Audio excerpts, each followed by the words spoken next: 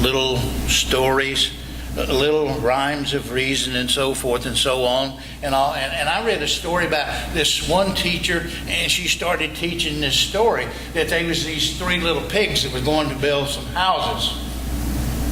Anybody not heard that story?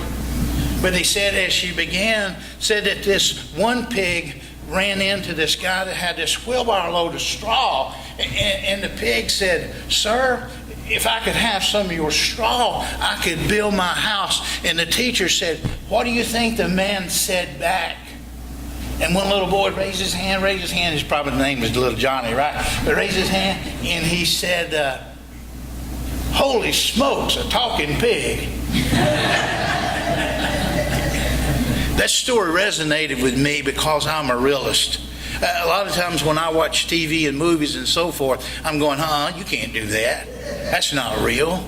You see, we're being looked at and listened to, and quite often in certain situations and all, when we make the time for that Jesus sighting, when we see that epiphany of recruitment to where we can hold the door for someone who's on a walker, or maybe stop and straighten out a rug, pick up somebody's cane if they drop it, and hand it to them. Things that are so easy and so simple for us to do, that are gestures, random act of kindness. I know that's what they teach you it is, but it's literally, truly living out our faith, caring for others, nurturing God's love in ways of others. You don't have to tell people that you're Christian. You don't have to tell people that you're filled with the love of God. Live it. Live it each and every day. Plant those seeds of faith. Live it out in a way.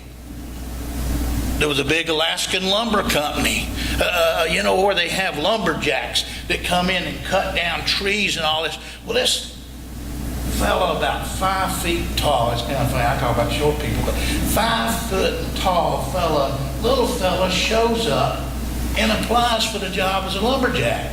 Well, the foreman, he looks and "Are you serious?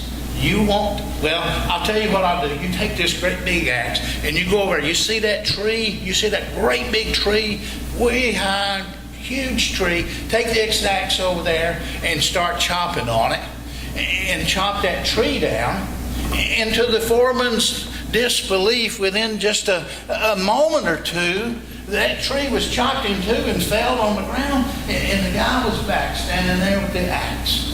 And the foreman looked at him and he said, "I'm impressed." He said, "Where did you learn to chop trees like that?" He said, "You ever heard of the Sierra Forest?" He said, "You mean desert?" He said, "That was before I got there." Sometimes we don't understand how little a thing can make such a big difference. Sometimes we underestimate what little teeny things can do. Words of kindness, an attaboy, an attagirl, a pat on the back, a little bit of encouragement, and maybe just saying with affirmation, "I'm impressed with you. You're a real nice looking individual, a young man or young woman, and I'm impressed with you, and you're going to go far." I think Tom will agree with me, but I believe almost everybody can sing. However, somewhere along in our life, we were singing away, singing our heart's desire, and somebody made some negative comment to us because we wasn't singing like some professional. Well, how could we? We hadn't been. Well, it only takes a little bit. It only takes a little bit of negativism to just really wipe things out. So a word of encouragement, building someone up and so forth. I recall when my bride and I moved to Beecham Mountain. That's, if you were from where I live, you know what that is.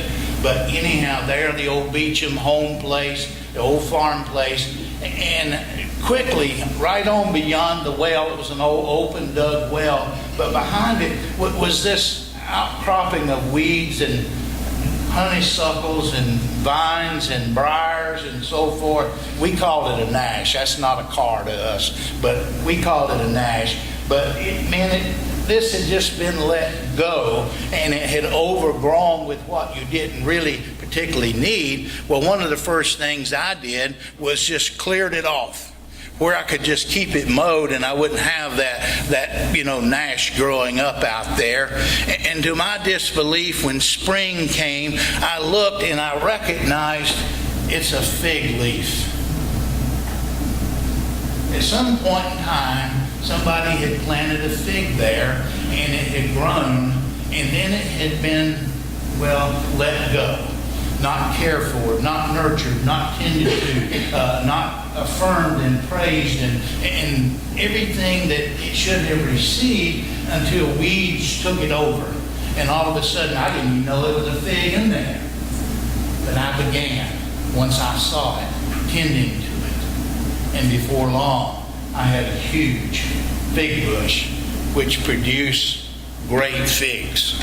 There was just such a wonderful seeing the opportunity that was given to me, and being able to encourage it and to nurture it and to motivate it and to move it on, planting seeds of faith to those who are watching us, those who are looking and listening to us, whether we realize it or not.